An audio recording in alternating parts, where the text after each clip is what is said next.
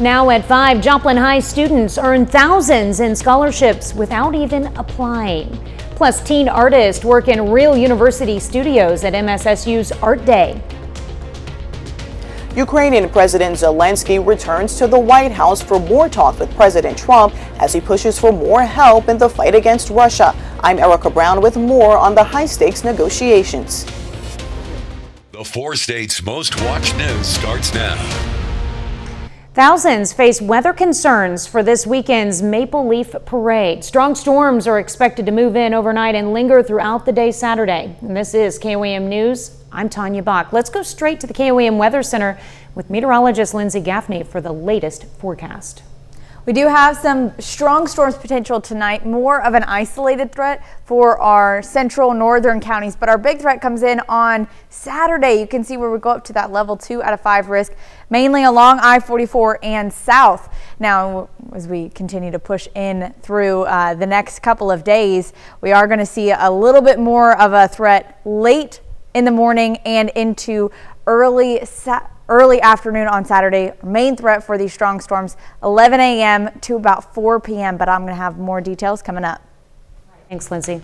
Well, the forecast may call for rain, but that's not stopping the Carthage Maple Leaf Festival Parade from marching on. City crews say they're ready for anything Mother Nature brings, with emergency plans in place and teams monitoring conditions closely to keep everyone safe.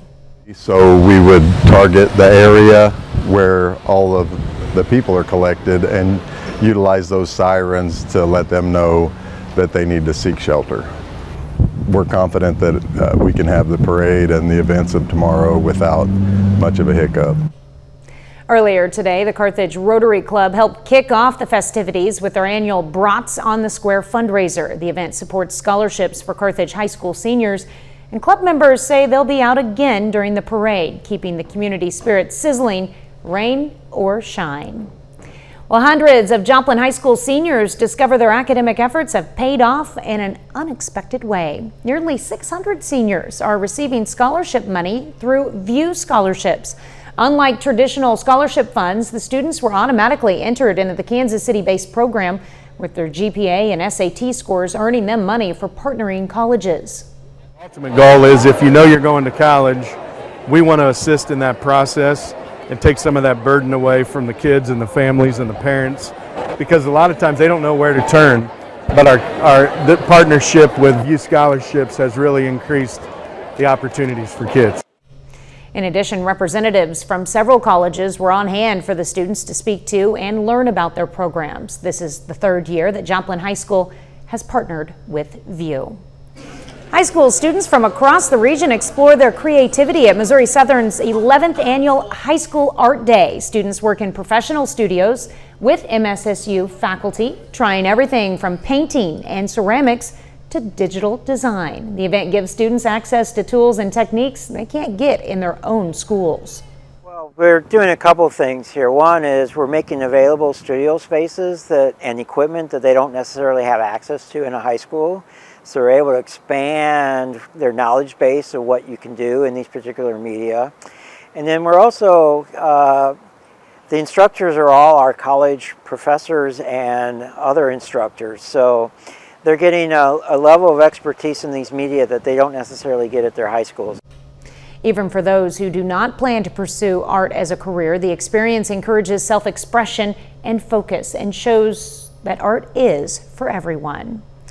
Ukrainian president sits down with President Trump this afternoon, asking for a weapon he says is important for bringing Russia to the peace negotiations. This comes as President Trump says he once again believes Russia's president is ready for an end to the war. Erica Brown has the latest from the White House. President Trump, sir, do you believe you can convince Vladimir Putin to end the war in Ukraine?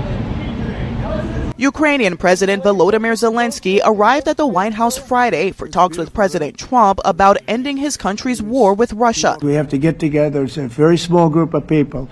It's the president, and the president. Okay, 3 presidents. And I'm the mediator president. Zelensky says he's ready to negotiate and is pushing for a ceasefire, but claims Russian President Vladimir Putin is not serious about peace. Zelensky is also requesting American-made Tomahawk missiles to to bolster the fight against Russia. We understand what we need to push Putin to negotiation table. President Trump says he's considering sending the missiles, though Moscow warns it would be a major escalation. It could mean big, escalation. It could mean a lot of bad things can happen. Tomahawks are a big deal. The high-stakes meeting today comes after Thursday's more than 2-hour phone call between President Trump and President Putin. They agreed to meet for another round of face-to-face talks in Hungary.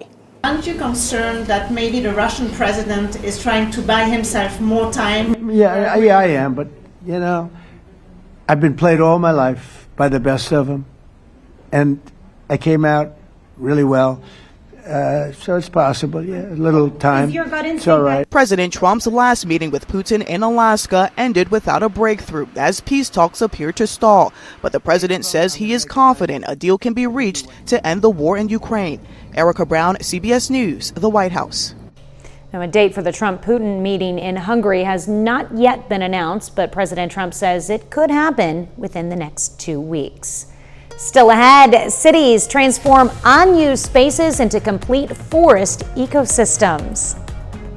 A movement to plant tiny forests is growing around the world. I'm Bradley Blackburn with how these small spaces can have a big impact.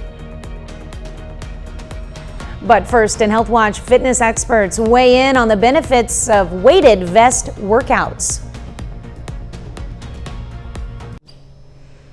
But first, topping today's Health Watch, it's a fitness trend that may have caught your eye recently. People walking around or working out in weighted vests. Now, posts on social media come with claims they can help boost weight loss or even build stronger bones, but healthcare professionals say some of the claims may not hold up. CBS's Jared Hill puts the weighted vest to test with an exercise expert.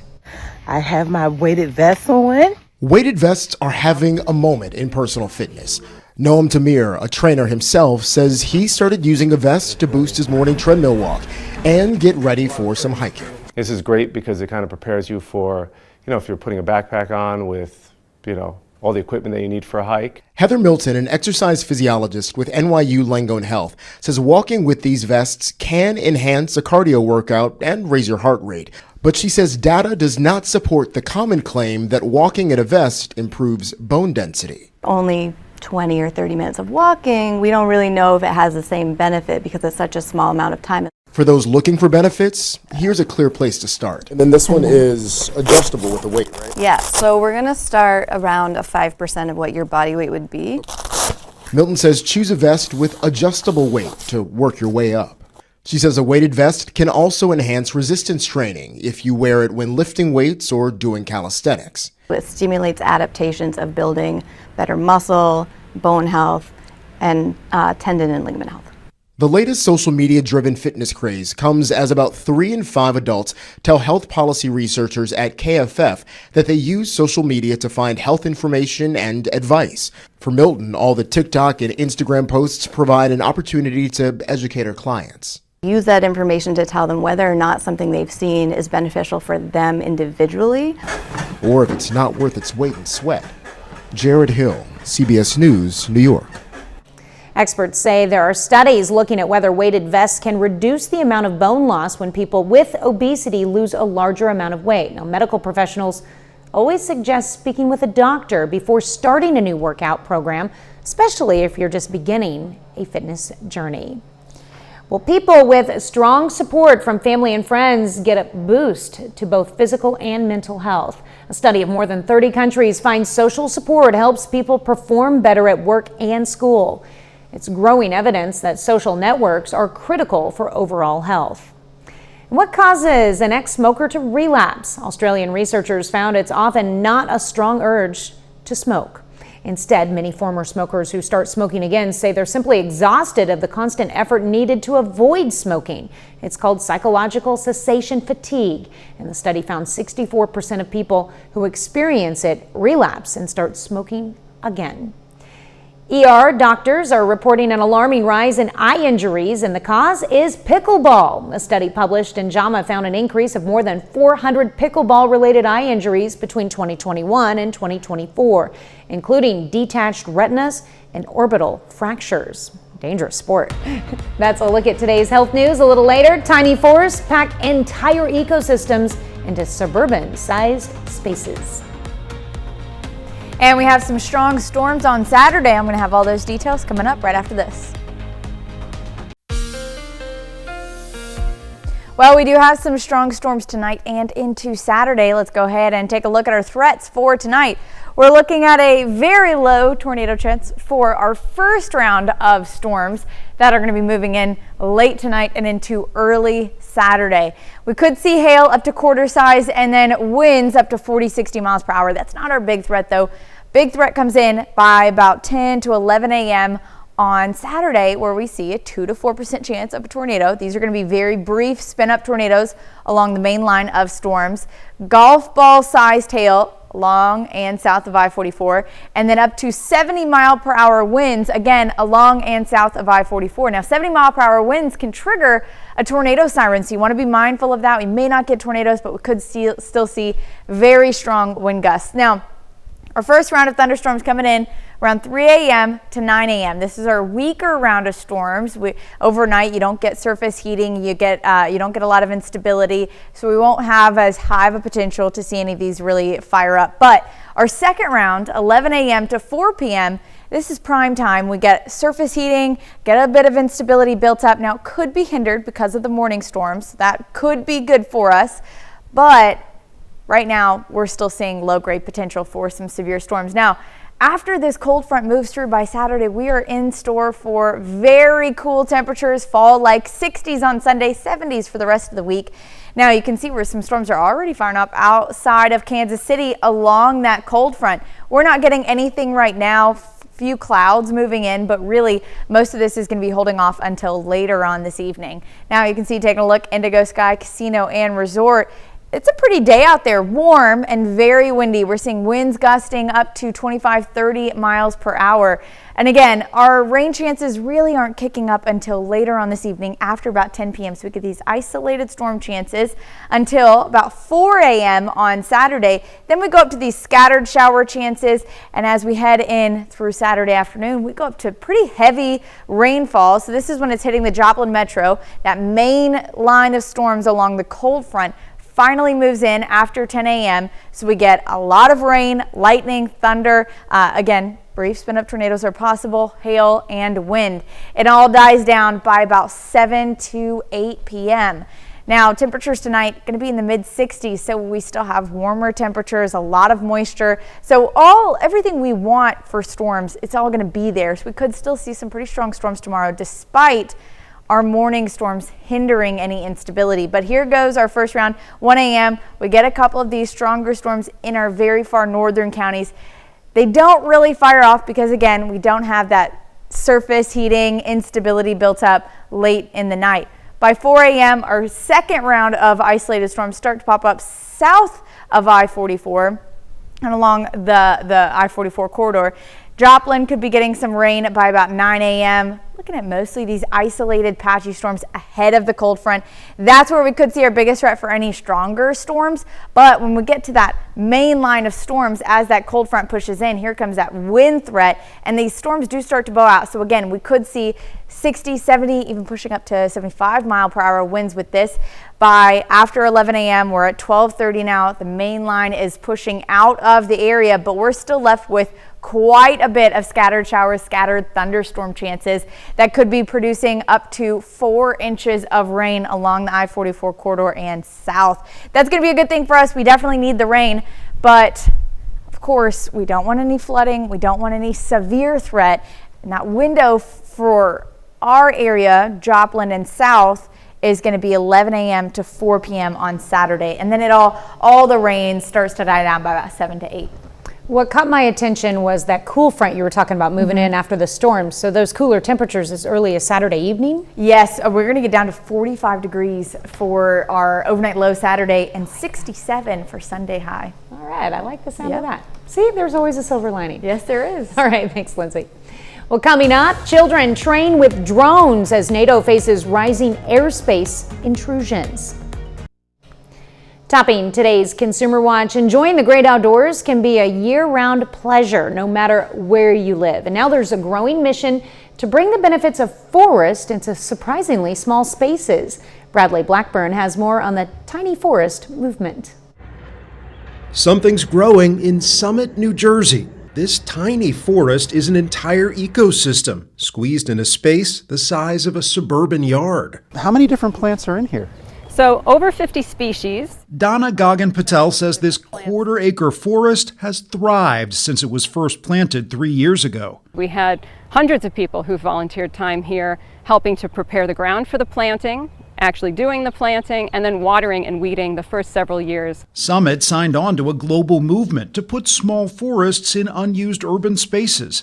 This one growing in Berkeley, California, another now taking root in Iowa. Proponents say the tiny forests absorb rainwater, capture carbon, and create habitat for wildlife. They're also known as Miyawaki forests, named for the Japanese botanist who created a planting technique to help them grow up to 10 times faster. Putting them densely planted helps them to compete for resources and grow quicker. In Summit, the tall fence keeps hungry deer out. Plants are native to this area. We have white turtlehead. And placed intentionally to mature together in the coming decades. Should be fully developed in 20 to 30 years. Let's go, Bubby. But Mary Tarashuk and her dog Punk are enjoying the benefits now. The air almost seems purer when you're breathing it in here because you're just surrounded by all these beautiful trees. A peaceful way to enjoy nature and help the earth in a new, small spot. Bradley Blackburn, CBS News, Summit, New Jersey. Now, Summit says it cost about $13,000 to plant the forest, and right now it's maintained with the help of volunteers. Over time, it should become self-sustaining, just like a larger forest. Well, after-school activities are taking a high-tech turn overseas as kids in parts of Eastern Europe take drone lessons, not for fun, but to help prepare civilians for potential threats from Russia. Defense officials say the push comes as drone intrusions into NATO airspace are on the rise. So I'm teaching how to fly drones, how to lift them, how to use them. We're learning how to race. Kids are flying the drones through virtual and real-world obstacle courses. Other Baltic nations are launching similar programs aimed at boosting national defense, giving kids tech skills that could shape their future careers.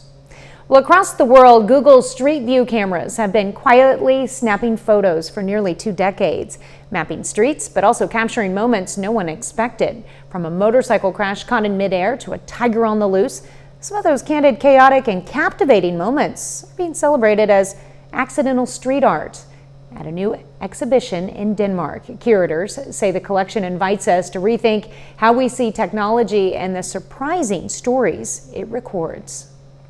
Final check of the forecast is next. Up next on the CBS Evening News, it's day 17 of the government shutdown, now the 3rd longest in modern history. Lawmakers show no signs of progress in reaching a deal to end their funding stalemate.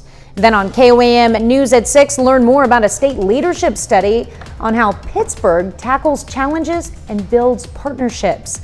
Plus, find out why a new group, Hopeful Bites, is launching a community meal program in Joplin. And in sports, we preview this week's high school game of the week, Carthage versus Webb City. Stay with us for the CBS Evening News and KOAM News at 6.